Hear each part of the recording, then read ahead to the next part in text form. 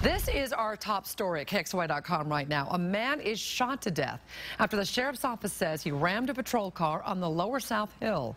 This after the passenger in his vehicle slipped a stranger a note begging for help. The vehicle backed up and went straight at the deputy.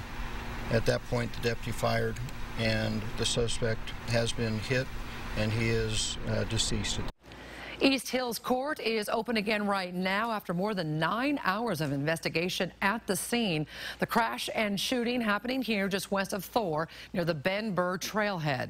It was just before 2 a.m. when that woman slipped a note to a Good Samaritan outside the Heiko convenience store at Mullen and Sprague saying she needed help. She then got back into a van with a man behind the wheel. The stranger went into the store and called 911. Jack Ferris working for you on this story tonight. And Jack, the description of that van went out immediately. It was a sheriff's deputy that first spotted it? That's right, Nadine. Now, that van was spotted at Thor in Hartson, just a few blocks north of here. That's where the chase began. This is where the deadly encounter ultimately ended. Meanwhile, not 200 feet away, a neighbor was just getting ready to go to bed.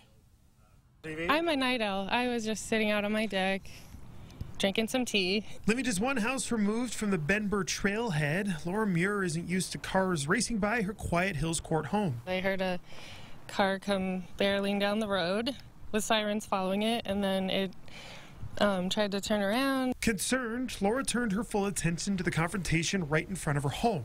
I saw the collision happen, and then I heard yelling, and then I heard gunshots, and then I went into my house and hid. Understandably, Muir was too concerned for her own well-being to focus closely on the fatal gunshots just feet from her house.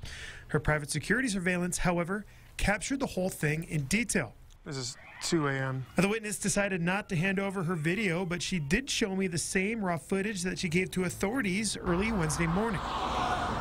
The video clearly shows the van speeding west down Hills Court before successfully turning around near the Ben Burr trailhead. At that point, the collision with the deputy cruiser takes place, just moments before 6 shots ring out.